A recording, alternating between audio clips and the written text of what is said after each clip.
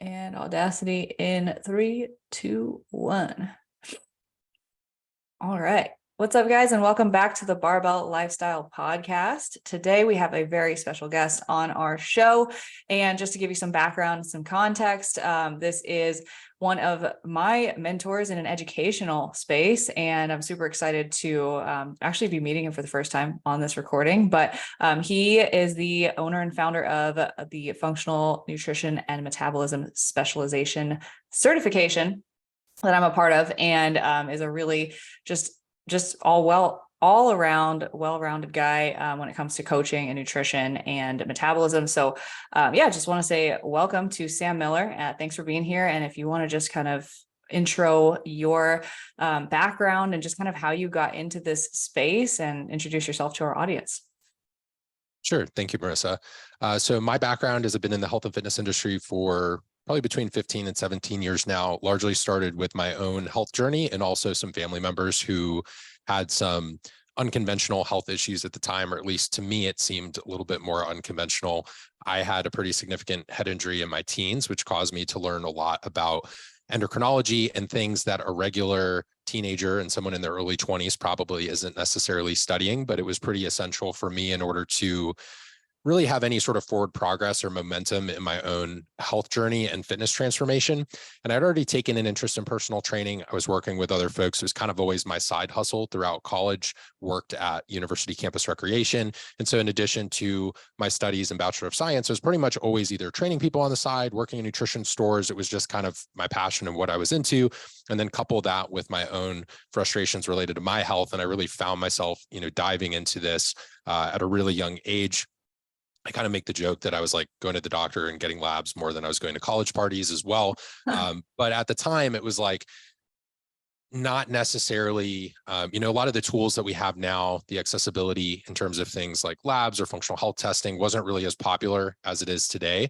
And so a lot of what I had to do is take bits and pieces of information from the conventional health and fitness space and combine that with Western medicine and figure out, okay, how do I sort of tailor or find an approach that's going to work best for me as an individual? And being so young, I was very focused on, well, what does this mean for the rest of my life compared to someone who's maybe in their 50s, 60s, 70s, 80s, where maybe you're taking a little bit more of a reactive approach. So that's really where my passion around health, fitness, and nutrition stems from. And also, why I got involved so early. And then I began seeing it pop up with my clients as well, which really just kind of ignited that even further to where it ended up being, the career that I have today and really where I spend the bulk of my time. Yeah. So actually, out of curiosity, did you start in like the online coaching space first and then create the FNMS certification and course and everything? Yeah. So FNMS is really born out of the idea that I wanted to create something that I felt that I needed when I was a coach that didn't exist. So when I first started coaching, you would either go to a weekend seminar. There wasn't really a lot of online mentorship. Online coaching also wasn't what it was today. So to date myself and how long I've been in the industry, most coaching was happening in person at this point. If you did work with someone online, it was like over email. Maybe you exchanged like a Word document or some spreadsheets, but it wasn't necessarily nearly as popular as it is today. It was much more common to work with a trainer at a gym. And then maybe if you like, my initial online training experience was friends that I had from high school or college that maybe got deployed. And so I'd be sending them workouts in Afghanistan. Like that would be the extent of like online coaching. So it's certainly evolved, I would say, between 2010 and 2015, there's a massive jump. And then from 2015 to 2020, another massive jump. And now from 2020 to 2023, especially post, kind of everything that transpired in terms of quarantines and people staying at home and everything that happened between basically 2020, 2021, I think also led to a lot of people shifting from a conventional gym environment and even personal trainers who are working in person to going online. As far as my story, so I think it was initially in high school that I took a class that was really more geared towards preparing you for a personal training certification, interest in like personal training and athletic training, knowing that I had an interest to do something similar in college. And so my in-person experience probably started around the time I was like 17 or 18, and then continued forward working as either fitness supervisor, personal trainer, or eventually becoming like a coordinator of personal training at the university that I went to, and was doing a lot of in-person training and nutrition. But education at that time in the space was really, you would either go to a weekend seminar, or they would ship you a textbook, you would study the textbook, and you'd go to like a proctored facility and take an exam. There wasn't a lot of formal sort of mentorship programs or live education that you could get online via something like Zoom or, Google Meets or whatever the case may be. So Yeah. dating, kind of going back to that, my initial exposure was, really finding mentors in the space who really didn't even have an online presence. It was either through local connections, or internet forums were really popular in health and fitness at that time. And so even some of my friends to this day, who have become like significantly more accomplished in the health and fitness space, really started from places like those internet forums. And even a lot of the apps that we use today for like online training, like MyFitnessPal and all that stuff, didn't necessarily exist, or Chronometer didn't really exist.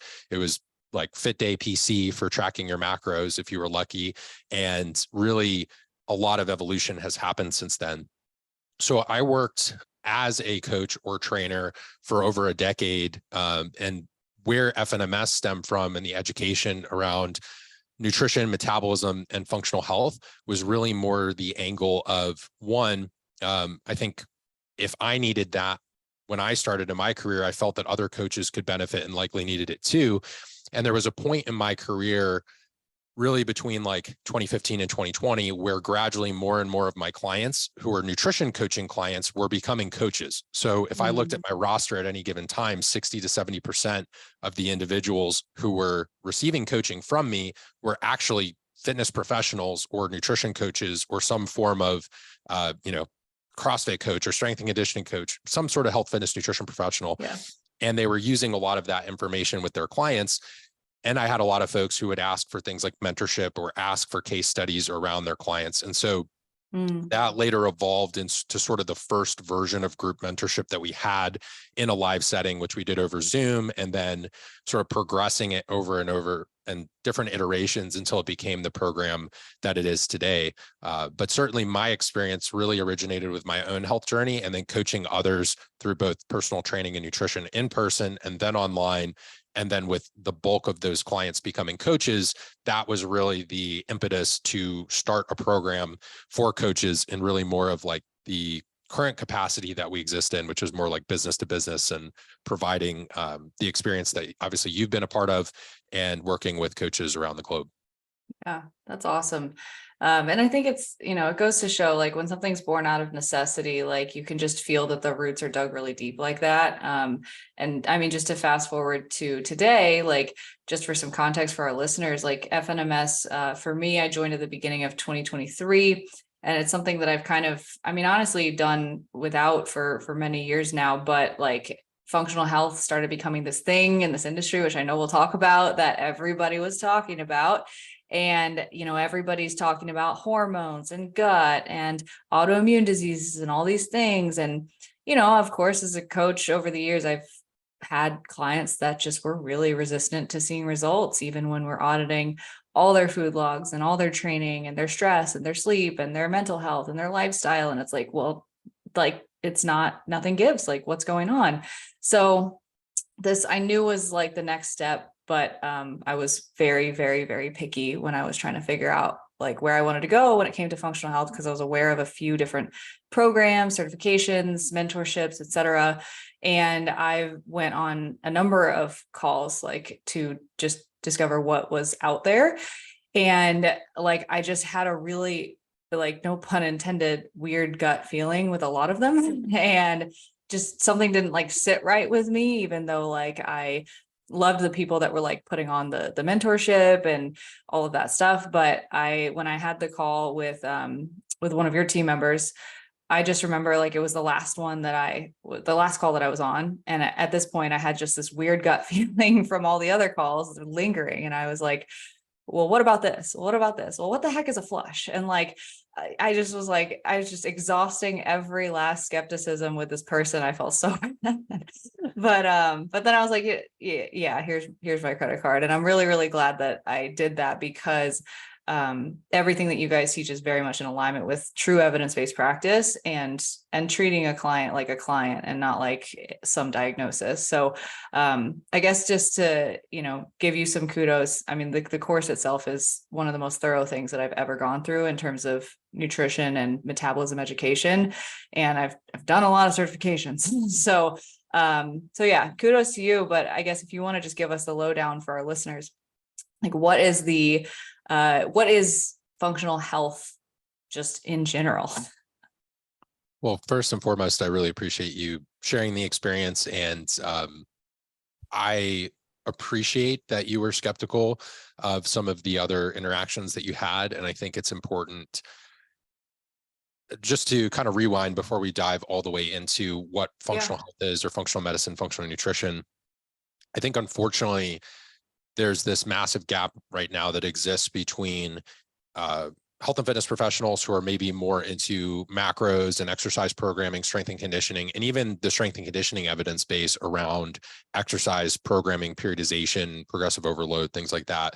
Then on the other side of the equation, you have sort of Western medicine, and there's certainly evidence for some of those practices, but it's not necessarily preventive in terms of being mindful of someone's current health and using lifestyle medicine and health optimization to really solve those problems. And then we have more the functional and holistic integrative side of things, which at times people can sort of have a bad taste in their mouth, especially if you come from more the macros, calorie counting, strength and conditioning evidence base, because you're like, wait, so you want me to like buy incense and crystals, and I'm supposed to do this like sort of like sound bathing ceremony, and this is going to make me feel better. So I totally appreciate where you're coming from.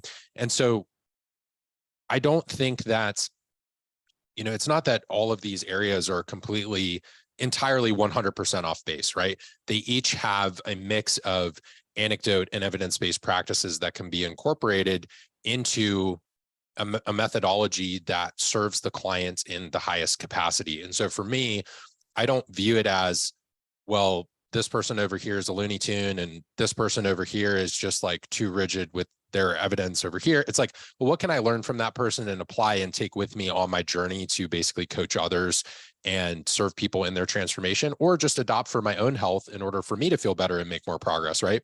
So I think we have to be curious and sort of have that a little bit of a white belt mentality, in the sense that we're trying to improve, we're trying to get better. And then with that attitude, we can then serve our clients and coach at a really high level.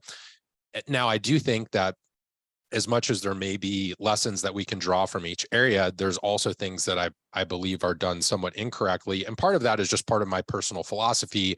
And you can sort of agree to disagree. It doesn't mean that person's a terrible person. It doesn't mean that like they don't help anyone. It just means my personal philosophy and approach to a case may be different than their approach.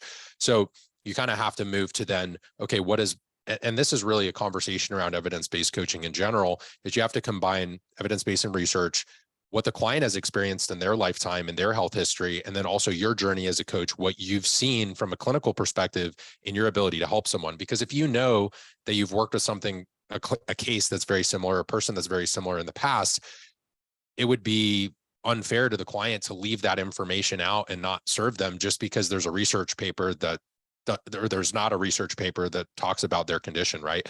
So I think anecdotal experience still matters, but we have to combine it with actual science, evidence, and research. And then the client's N of one experience is still valid, because that's the perception through which they view the world and participate in their transformation, right? So we don't want to poo-poo the client's health history and say, oh, that doesn't matter, because to them, that's their entire life. That's their entire world.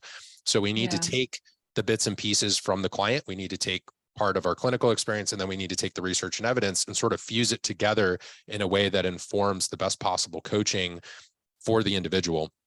And with that, I'll kind of dive into my definition or approach. And this has evolved over time, because now even the terms functional and integrative sort of leave a bad taste in my mouth, because I think they've been sort of butchered and configured in a way largely for sell-through and marketing purposes, for people to monetize programs or coaching experiences. And that's really unfortunate. So, To me, I would think of functional health or integrative health, functional nutrition, functional medicine, really as focused on finding the root cause or origin point of someone's sort of frustrations or obstacles with their health or transformation. So if someone is experiencing some digestive distress or discomfort, what can we find out or reverse engineer from their lifestyle, nutrition, training, overall health behaviors, routines, rituals to kind of unpack what's going on for that person, and then adopt an approach that's focused on addressing the primary needle mover as far as what's causing either their symptoms or discomfort. If it's something like weight loss resistance, right, or someone's experiencing some difficulty in terms of accomplishing their body composition goals, right, can we identify the primary reason for that and really what has led to that? Is it a chronic dieting history? Is it there's something going on in terms of their physiology and blood chemistry that we need to unpack, right? So those are just a few examples. Obviously, we could dive into things like autoimmunity and other more complex health concerns. But the bottom line is, I think the original intention of the word functional or integrative is really just to take a comprehensive approach where we're considering the person's journey up until this point and what past habits, behaviors, choices, routines, and rituals contributed to their current health status quo. That's sort of my definition. I don't really think that's a consensus industry definition. I've evolved and changed in my terminology to where now I view it as looking at a client from a 360-degree viewpoint of all the different factors in their life that are impacting their health, their entire health history up until this point, which includes their choices and past diets they've followed, past exercise, really anything related to their health behaviors, or even things that aren't really health behaviors or that are detrimental to their health that have led to the current circumstances that they have and basically their physiological status quo, which to me, that's like what a lot of people in the industry would refer to as like your metabolism or metabolic health or your hormonal health. That's just, to me, that's kind of what I mean by like physiology and where you are at this given moment. So I would add on the functional and integrative portion that we're really looking, the reason 360 degrees is so important is because right now, when it comes to terms like functional, holistic, integrative, there's a lot of practitioners in that space that are just providing like a laundry list of supplements, which to me is not that different from Western medicine. Whereas you go into a physician's office and they give you a prescription, you leave with the prescription, you go to your pharmacy, you go home and you take a pill. That's not that different than getting a list of 17 supplements, going online, putting it in your shopping cart, it shows up at your house and you start taking those pills. One may be an herbal sort of solution, or it might be quote unquote natural. It's not maybe synthetic or man-made, to use definitions and terms that pop up in our industry. However, the problem is it's labeling the person with this issue and problem that makes them feel broken. And then you're assigning them this, okay, here's a pill and go take all these things. And this protocol is the solution to your woes. Whereas in my opinion, the root of functional health, functional medicine, nutrition, integrative health, whatever buzzwords you want to use, I really don't care about the buzzwords at this point. What's most important to me is we use, and I'm generally pro evidence-based supplementation, but the key is that the client has to understand that that's just one tool as part of the transformation. And ultimately they are responsible. They have autonomy and the ability and the strength to improve their own health, to quote unquote heal themselves. I don't love using the word like heal or healing, but people can be their own solution to what's going on in their life. It doesn't need to exist outside of them in a pill form, whether that's from a Western medicine practitioner or a functional health provider. So to me, where I think we've drifted astray when it comes to functional health is really just like having that approach of like, okay, here's your protocol or whatever buzzword you want to call it. And then here's 17 different supplements that you're going to go take. And like I said, I'm generally pro evidence-based supplementation, but if the client thinks that that's the only portion of the equation that's driving the progress, it's not really a long-term solution. They need to understand how behaviors like chronic dieting or their stress in their life or poor sleep contributed to something like a digestive issue, why it's there, and then why we're using the digestive supplementation or support that we're using to help remedy the given challenge that they're facing, instead of thinking like, okay, well, I just rinse and repeat this routine anytime I have a digestive problem. And then like, voila, magic, I'm all of a sudden feeling better. So those are kind of the different definitions or categories I would sort of work through when defining those terms, and then how I maybe differ from some of the buzzwords that are being thrown around right now in the space as a whole, which is really why most of my content focuses on bridging the gap between all these different professionals and trying to help people learn and take evidence from each area and adopt approach that's going to be best for them, versus having to subscribe to a singular method or ideology that seems like a lot of times people portray it in a way that it's like functional health can easily become this situation where if someone doesn't believe that they're responsible for their own healing, they think that the coach or the educator is responsible for their healing. And it's very easy for those individuals where it really kind of comes across as like a bit of a God complex in a way, Yeah. for lack of a better word. And that also bothers me too, because then you're removing, there's a huge psychological consequence to that when it comes to the client and their future health behaviors. So I'll stop ranting now. Yeah. But kind of pushed a button where I was like, okay, this is something that's really frustrating in the industry right now. Yeah. For a number of different reasons. It's the client's mindset, but also their health and their ability to sustain that improved health over their lifetime. Yeah, well, I think what it comes down to is like there's so much in that, but I think what it comes down to is the person, the client, right? And like the problem with where functional health has been going is it's removing the empowerment from like taking control of your health and the journey. And so that 360 view, I feel like it's like truly what the word holistic means, is like looking at the person through and through. And maybe that means like for some people, we just need to look deeper than others. If we cover the macros, the training and the habits and the mental side, and we're still not seeing the results, okay, then we go look at the labs, then we go look at other things that maybe in the past for like myself and like how I came up in the industry, like felt out of scope because I like came up in like strength and conditioning and like personal training where like nutrition was almost out of scope at one point. And so going into labs is like, but it was kind of unworking those beliefs to just be like, I'm here to help this person.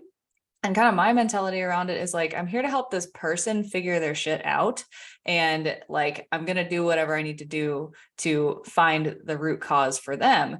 And for them, like and for me, the guidance from you guys has been great because it's like, well, we look, it kind of pointing me in the right direction of where do we look versus just slapping. The word you used over and over again was like slapping a protocol on it, right? It's like, here's the protocol. It's these supplements, this flush, this, that, like all these kind of buzzwords. And it's like, I don't know what any of that is. All I know is that like this person has a vitamin deficiency. And like, that's what we've been addressing this whole time. It's like our clients have been seeing great results and I haven't thrown out a single diagnosis, which definitely isn't within our scope as coaches to do. So I think it's just like really taking the true meaning of what holistic and integrative is supposed to be, and just putting the human first. For sure. And, you could just kind of view it as a bit of a biochemistry report card in a way, or like blood chemistry report card. I think where the scope aspect comes in, right, is like a coach shouldn't necessarily be, they just point blank, like shouldn't be diagnosing things, shouldn't be making any changes related to a client's medication or anything like that. But you can educate the client on why they might be seeing those deviations and then serve as an advocate for that person to go get additional information, follow-up testing, whatever the case may be. So if you're a proponent of gathering biofeedback or training data or how someone's doing in the gym or other areas of their life, it's just another piece of information. I think the difference between the successful and responsible coach and the person who's maybe irresponsible or unsuccessful with the client is really how the information is used. Because same thing, going back to personal training, strength and conditioning, where you came from, two different coaches could get the same data from the client about a given, gym performance or what happened on a given day. Even if you're personal training in person, how someone might train someone and modify on the fly based on how someone came into the gym that day. Let's say they didn't sleep well or they have like a newborn at home, right? Someone who's an experienced coach is probably going to make some adjustments to make sure that the client gets the most out of the training session in the safest way possible that still allows them to progress forward. So for those of you who are more familiar with maybe the training side of things, that's the analogy that I would use. Is it's not that we're not making lifestyle recommendations, nutrition recommendations, training recommendations. We just make more targeted and more specific recommendations with more evidence as a result of the information we have. And we ask better follow-up questions that lead to more strategic behavior change over time. And then we also have the ability to ask follow-up questions and then do certain things with the client that then may encourage them to go see another healthcare professional, another part of their sort of medical team, right? And maybe they do need a change to a prescription or something, right? And that's where the physician and the pharmacist would come into play, but the coach may be sort of the liaison between these other health professionals, simply encouraging the clients to get more information and have a quality conversation with these other professionals. It doesn't necessarily mean you need to step outside of the boundaries of your expertise, which may be training and nutrition. Just use the information to make better training and nutrition decisions. If I am coaching a dude who has super low testosterone levels, he's probably not going to perform the same as a guy who's, completely optimized, or maybe even on performance enhancing drugs.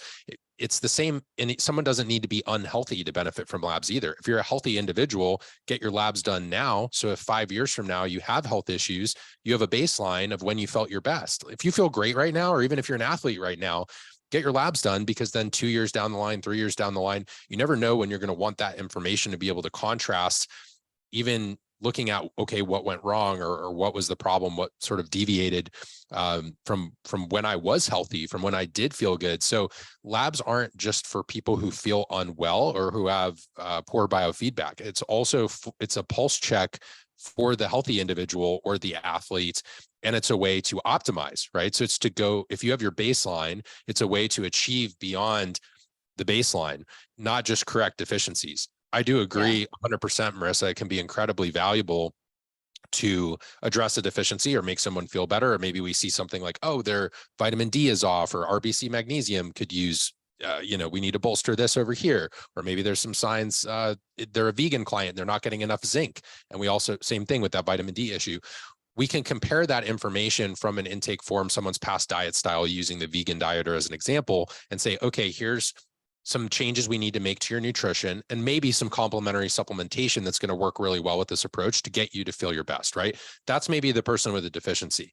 And then we have the person who's doing okay, but they just want to feel their best. They want to be optimal. They want to live longer. They want to, be around for their kids. They want to feel great. They want to have high energy, performance in the gym, libido, all of those different things.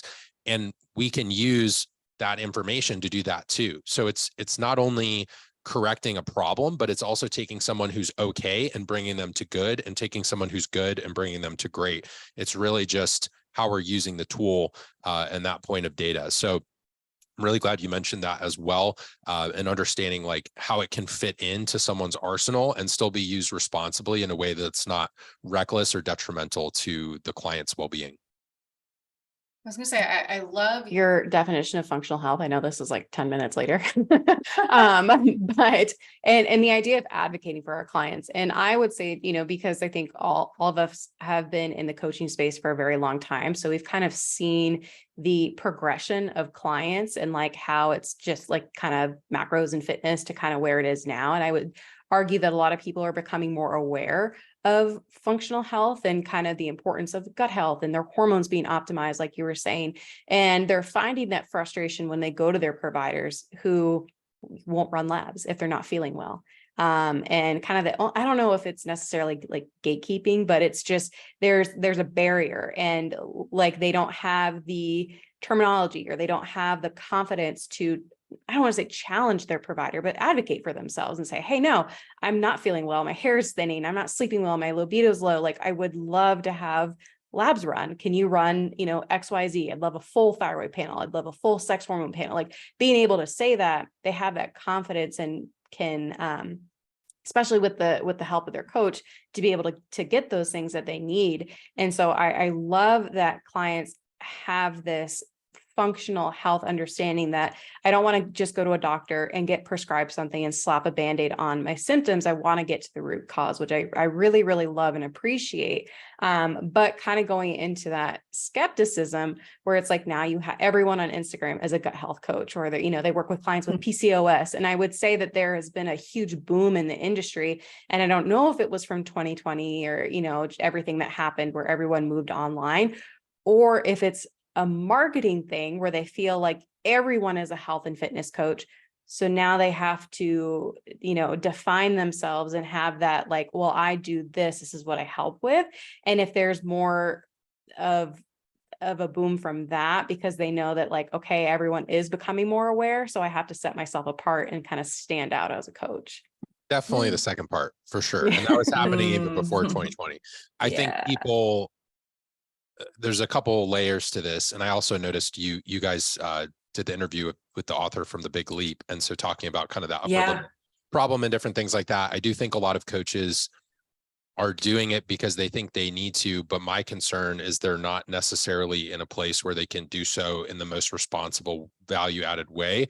They're basically taking information they've seen or heard and then trying to portray that they are at that level of knowledge because they're concerned that if they just do what they know how to do, that they won't necessarily get like the clients that they want, which I think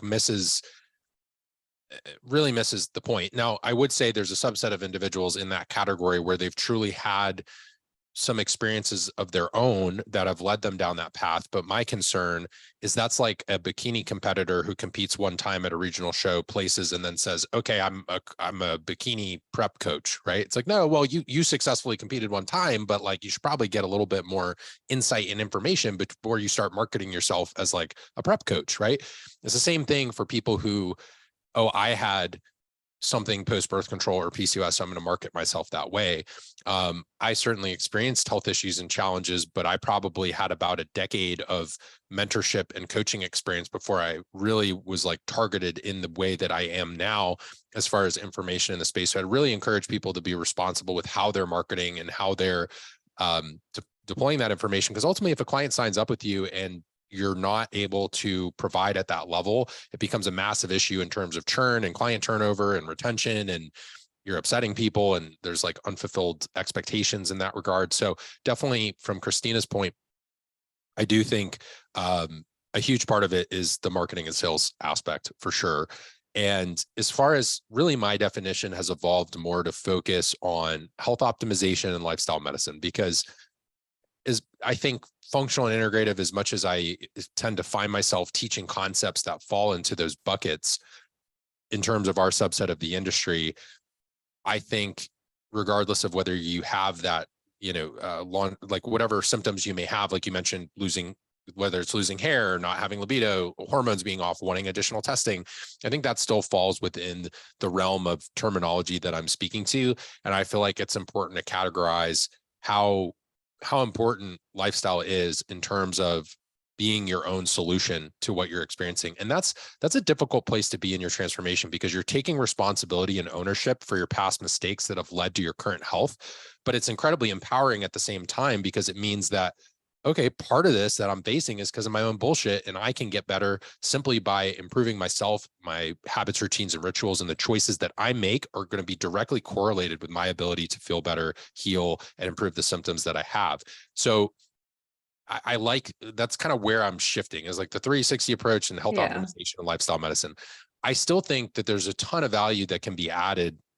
And obviously my program is still called the Functional Nutrition and Metabolism Specialization. But as far as, one of the reasons why I'm kind of putting that under this umbrella of metabolism school and other things is like, I want people to understand the role of metabolic health in terms of biofeedback, performance, longevity, quality of life, all of those different things, but being able to look at it from multiple lenses, not just, well, here's a functional nutrition supplement, or here's, something that falls into that realm, or using certain buzzwords that are specific to our industry. So I'd say, Christina, 100% agree. A lot of this is driven by marketing and sales.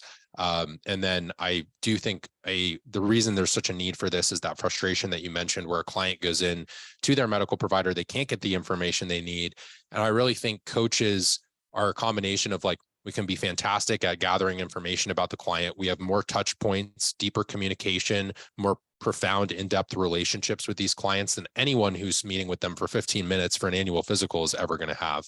And you know things about their life that allow you to almost be like a fly on the wall. You know about the meal in the after school pickup line when they go to pick up Timmy at school, and what that meant in terms of their digestion. Like, no one else is talking to these people on that level, probably not even their friends, their spouse, their sister, their family members. And so as a coach, you're in such an important role in someone's life, and you know things about the person that previously they may have not even known about themselves. So you're in this very unique position and capacity to help someone. And also, that's why I think it's so important to responsibly deploy that information, but then also be an advocate for people in terms of their own health, is largely because of everything I just listed. So there is a uniqueness to the coaching relationship. And that's why I think what you described, the inappropriate marketing and sales can be so dangerous, because people put their hopes and dreams and trust in a coach, and then those expectations aren't fulfilled. That's problem number one. Problem two is they're not deploying the information responsibly, and they have this close relationship. Or there's just like an overall misunderstanding of how to help them in that given situation. But the good thing is for the coach that does this responsibly and does focus on health optimization and lifestyle medicine, you have a greater ability to help this person than probably anyone that they've ever interacted with or touched in their entire life. So that to me is meaningful. It's for, I think obviously you guys are very women's health centric. So for me, one of my most meaningful experiences is to have a woman who wanted to get ready for her wedding, but also come off of birth control, was having hormonal dysregulation, in ovulatory cycles, hair loss, all of the symptoms that you articulated. But she had these goals of, like, she wanted to look good for a wedding, but she also had goals of trying to conceive, and at the time was struggling with infertility.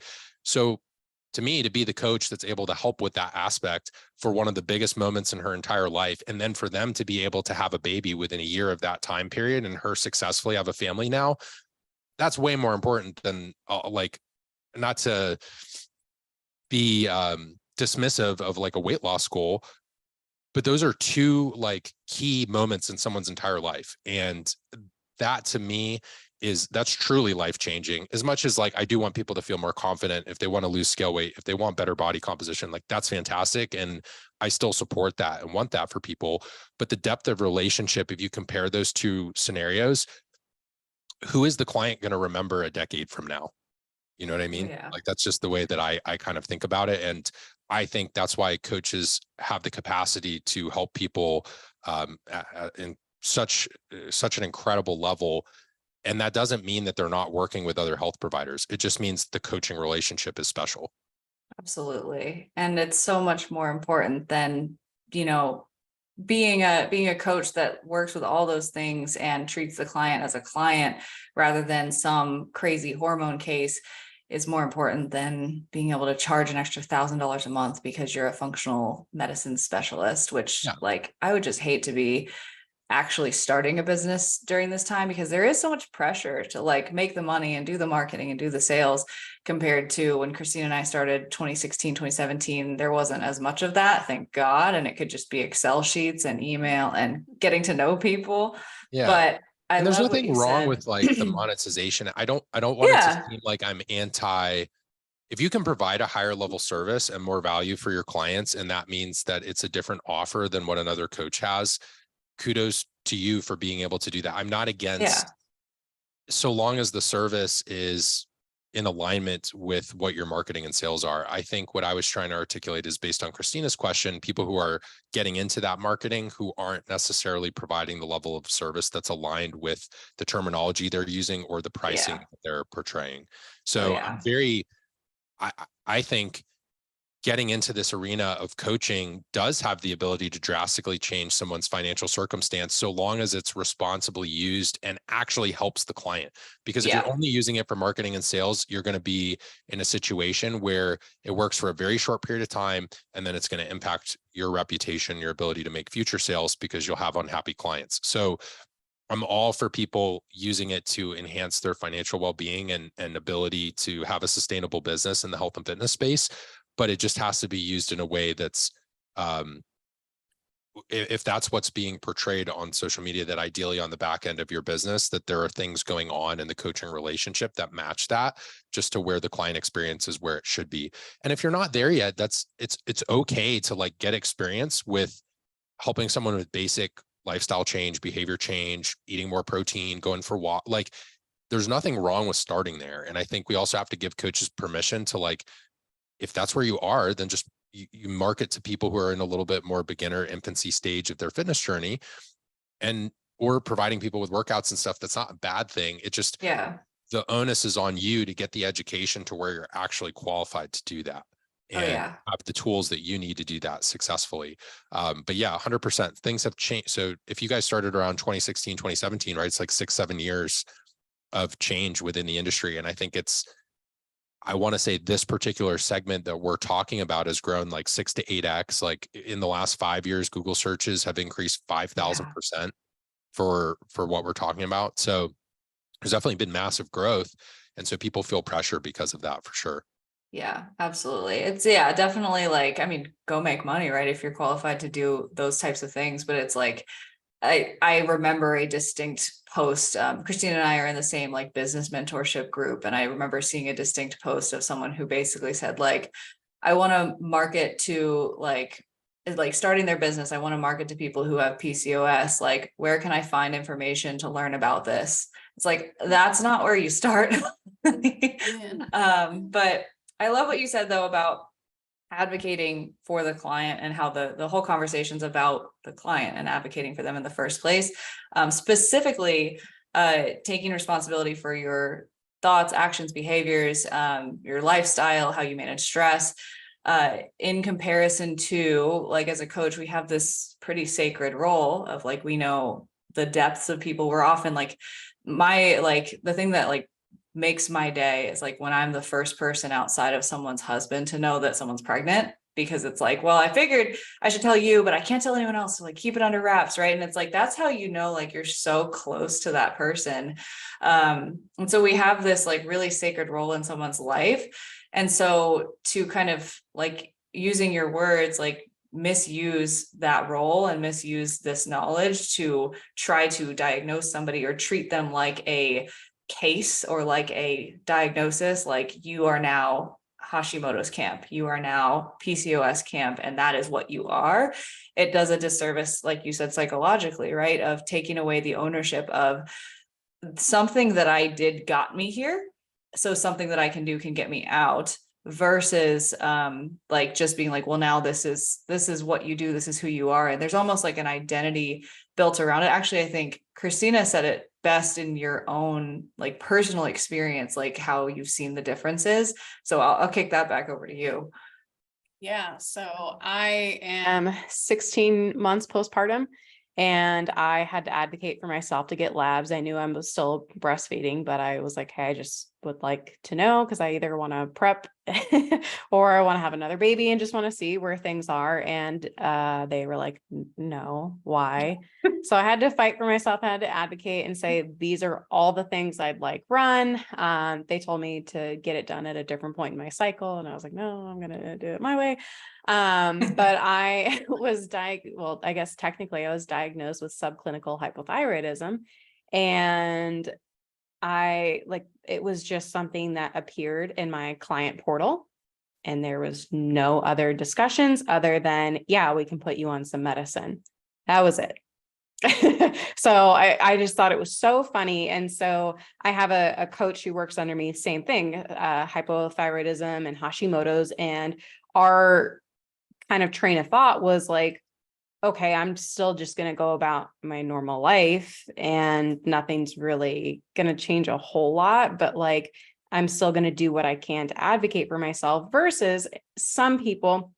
And I don't know if this has anything to do with how practitioners kind of deliver the information of like, oh, now you are someone, like, you have Hashimoto's, like you have hypothyroidism, like this is your identity. Here's all the things we need to do, versus like, yeah, like your labs aren't as optimal. Technically, like you're in this range, but like, let's see what we can do to move you out, or like what we can do. And so I feel like two people can have the exact kind of same diagnosis, but it's delivered in a different way, and how it's managed is very different. And I feel like that has a huge role in how the rest of someone's life can go.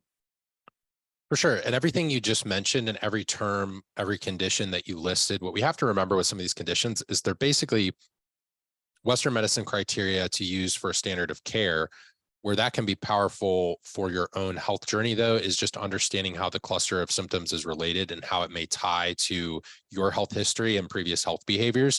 And so that's a huge problem in both Western medicine and some of this other stuff that we're talking about in other areas of the industry, is when you use these labels and you have diagnostic criteria, someone is more likely to essentially label themselves as that. They identify as that, and that quite literally exists in opposition of the identity they need to have to get better, right? So it's like, we don't want to adopt and label ourselves as this broken person, as this broken thing.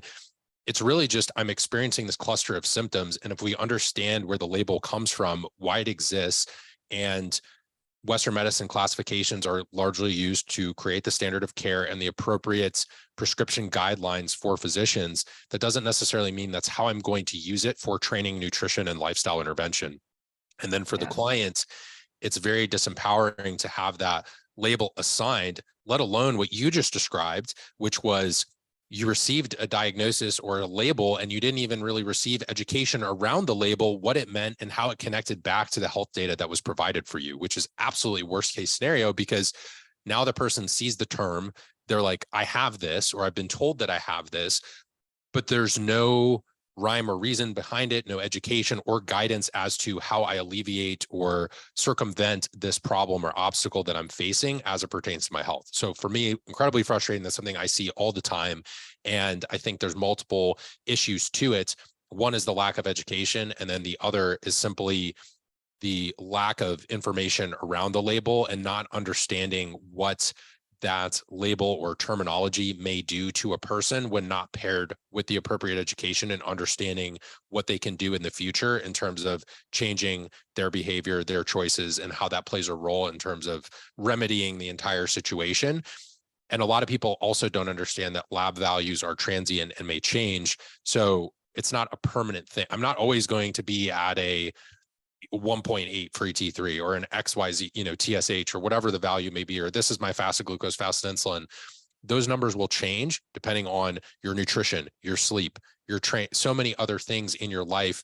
We talked about micronutrients earlier, right?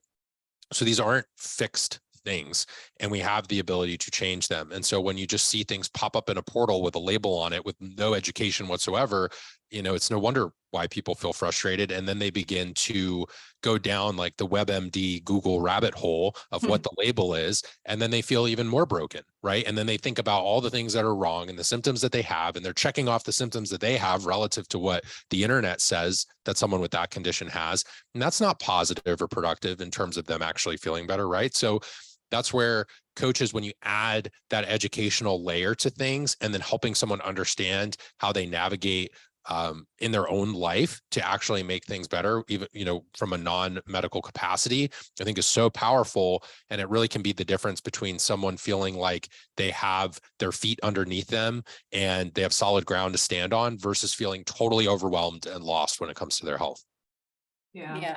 And Marissa and I were talking about this off air earlier. It's like a lot of people take a diagnosis and then it just becomes their identity, where it's like everything, I can't lose weight because of this, like this won't work for me because of this, and kind of that victim mentality. So that's why I think a coach and a provider has such a huge, a critical role in someone's ability to see results or not, because of how they can work together to combat, like you said, the symptoms and mitigate everything and figure out a plan of action. And it's not just some random coach who's like, okay, well, now you're on this gut protocol, or now you're on this Hashimoto's protocol, and this is what we do. It's more of like, hey, here are all the things that you can control that will help in this situation, which is one of the things I really love about you, Sam. It's like, you're obviously brilliant when it comes to to functional health, but you're still like, hey, but at the core, we got to make sure we're not chronically dieting. We got to make sure that sleep's a priority. We're not, we're resistance training. We're not doing all this cardio. We're not, having, yeah. Yeah. Plug the book. Yeah. Plug the book. Go ahead. Oh, I didn't need to. I was just saying that's like, kind of my, I feel like I am the person who's like trying to hold a megaphone and address the low hanging fruit. Right. But so for those of you not watching on Zoom and maybe listening to this in a podcast format, I was just teasing and holding up my book cover. But Christina, I think it's so important that you shared that. And also I do want people to realize that even though I may present education in relationship to certain areas of the health industry that we talked about today, a lot of that information came from a place of necessity in terms of my own health and fitness journey and also helping others in terms of their journey. I was not born with this information. My mom didn't birth me. And I was like, I'm in the hospital as like an 8-pound, 12-ounce baby with like knowledge about functional medicine or health optimization or anything like that. So if you're in a situation where whether you are trying to improve your own health or coach others, and you may be frustrated or overwhelmed with the amount of information out there, I promise you and encourage you to continue. And as much as the industry is like, can be a bit of a confusing, conflicting place at times, I think one thing that my team and I really try to do is break down this information into a digestible way that can actually serve as leverage for someone's goals versus them feeling defeated, overwhelmed, throwing their hands up in the air and saying, I give up. Like, I'm not actually, I'm just going to take whatever medicine for the rest of my life. Some people do need life-saving medication. So I'm not saying, don't change anything that you're doing as a result of this podcast. But for some people, I just want to avoid that kind of like sit back, throw my hands up, I have no power. Because unfortunately, both Western medicine, some health and fitness professionals, when they're just constantly arguing about topics to boost their own content in the algorithm, the Western medicine providers and the functional health providers, now it's like everybody's screaming from a mountaintop, everybody's arguing with each other, and everybody's sharing information like above the level of the person that actually needs to receive it. And it's no wonder that people aren't necessarily getting healthier, right? So in terms of what I held up, that was my book, Metabolism Made Simple, Making Sense of Nutrition to Transform Metabolic Health. That was sort of a project of mine because I wanted something for both coaches and clients to be able to tangibly benefit from and break down some of just the ways that I think about things, right? So I think what's far more important than being able to regurgitate information is being able to critically think about a problem that's in front of you, whether it's your own health and your own obstacle that you're facing, or if you're a coach who works with a client and they're facing something as well, right? A lot of it is how we think about things, how we break down information, how we use the tools that we have at our disposal. And so there's so many diet books out there. There's so many different, like, follow this meal plan or do this nutrition thing or cut out this food, versus just understanding metabolism, understanding nutrition. How do I think about it? And what are the consequences of the different decisions that I make? And what are the, the benefits of the different decisions that I make? So that was kind of my, my little joke earlier in terms of what I was holding up. And also a lot of what we do in terms of, our involvement with coaches like Marissa is trying to provide that education in a way that's actually impactful, integrated into your coaching practice and applicable, versus just, oh, I'm going and reading this textbook about physiology and I have absolutely no idea how to have a conversation with a client, because that's certainly not going to do anything either. And really where I'm at right now is trying to, I do still want to push the more preventive health side of things forward, but now it feels almost as if we have this challenge of Western medicine and lack of education around health and fitness. We have health and fitness providers who largely spend a lot of time arguing about different diet styles and training and the angle of a lat pull down, when it's like, we need people to go to the gym 3 days a week, 4 days a week. Like, it's okay. Like, if for your hypertrophy purposes, you have your preference, but most people just need to actually go strength train. So that's part of the problem. And then we really focus largely on the functional health and integrative health side of things today, which I'm sort of trying to kind of carve like our own definition of how to do that responsibly and appropriately without setting clients back any further. So if any of that resonated with you, obviously most of my content is geared towards helping people in that capacity, and have upwards of like 500 podcasts that you can dive into to start at no cost to you. And then loads of other information on social media, as well as the book that I shared. And then the program, which is the work that I'm currently doing with Marissa as well, which is FNMS inside of Metabolism School. Yeah. Love it. No, there's a lot in there that obviously we agree with. And I think just to kind of cap it all off, the thing that I love the most about how you guys have integrated into like our practice with our clients is that everything has made sense. It's never been like, okay, submitted the labs, got some feedback back, and what are we doing? Like, it was always like, this is the logical next step, whether it is helping correct a vitamin or nutrient deficiency, or lowering inflammation because the inflammation marker was high, or just doing the things that, like, once you have the education, naturally makes sense to do, versus like feeling like something just came smack dab out of left field with some crazy laundry list of supplementation. And I've been able to cross compare between practitioners. Before I actually started with you guys, I was like using someone else to help, and it's like same client, same issues, two completely different protocols, same thing with your training analogy. And so I think it's just like, how do we use that information, and what biases are the coaches carrying, and what beliefs do they have around like how someone should be helped, and like what are the motivations behind it? Are we peddling our own supplements, or are we really just trying to help a person? So just appreciate you guys and everything that you do, Sam. And I think you wrapped it up perfectly with the plug for your book and your resources. But where can people find you on social media? Sure. So I'm at Sam Miller Science on basically every major platform, sammillerscience.com. I also have program information there as well. The book, which I shared, is Metabolism Made Simple. But for anyone listening, just would encourage you to start with no cost content, kind of like the conversation we had in today's podcast, which would largely be my podcast and Instagram. I also have some different like free video series and downloads. If you are a health professional and you happen to listen to Marissa and Christina, and I appreciate you guys giving me the platform to share about this and talk about this. You guys ask great questions, and I think we share a lot of the same frustrations in the situation you described with, two different protocols or things being provided for a given client, right? And it's like people get so caught up in the importance and value of their protocol when it's like words on a piece of paper. What matters is the client who's receiving it and their ability to actually apply it in their life. So it's not that like every supplement on the piece of paper is wrong or bad. It's just using the right tool at the right time for the right client. Whereas I see a lot of these providers, and probably some of the situation you're describing, it's like if you had a toolbox for a home renovation project and you just turn the toolbox upside down, dump everything out at once, and you're like, okay, cool, like let's go. We've got, we're just going to use all these different things at the same time, versus having a bit of a step-by-step methodology, knowing what to do, and preventing overwhelm. Because if your client's never used a drill before and they've only used a hammer, and you literally pour out the entire toolbox, like they're going to be overwhelmed and probably confused and frustrated, not to mention the financial stress of buying all the different things that we were just talking about.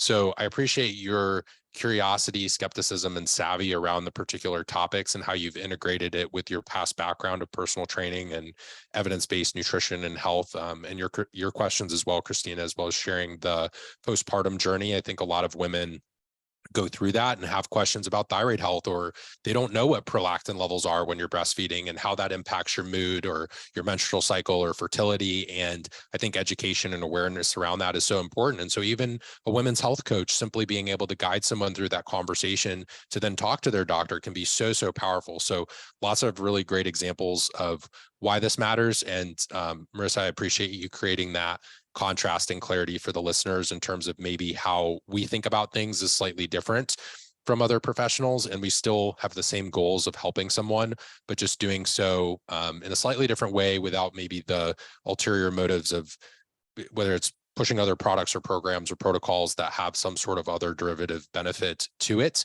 which is why I felt it's been really important for me to kind of move out of the way in regards to the mentorship and education that we provide. So rather than me trying to also simultaneously, do a bunch of other tangents that are related to your coaching with some sort of monetary angle to it, largely just being able to say, okay, this is my experience that I've had. How can I provide that to you in the most condensed way possible and efficient way possible, so that you can then go take that information and then help someone who's actually experiencing the problem. So really appreciate you having me on today.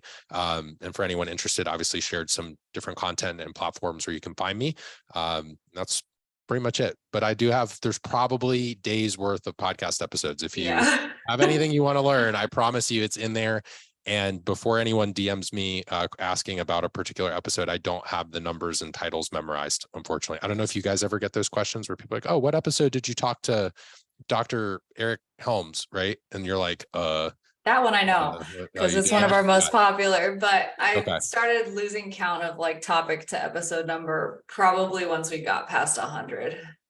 Yeah, I feel like once you're past 100, it's super hard. And I really mean well for people, but sometimes I get DMs and I'm like, it's somewhere in the 200s, but I really couldn't tell you. I'm like, I think it was like August 2021 if you go back, but not 100% sure. So I'm glad I'm not the only one experiencing that right now, but appreciate you guys having me on today and really great conversation. I may actually replay some different segments from this too for people to listen to.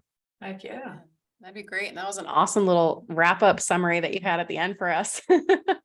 But we'll make sure all of your information is in the show notes. And guys, we hope that you enjoyed this episode. And if you haven't already, make sure you're subscribed to the podcast. You can find both of us on Instagram. You can find me at Christina Fit and Marissa is at Marissa Roy Fitness. Thank you guys so much for listening. And we hope to see you back next week.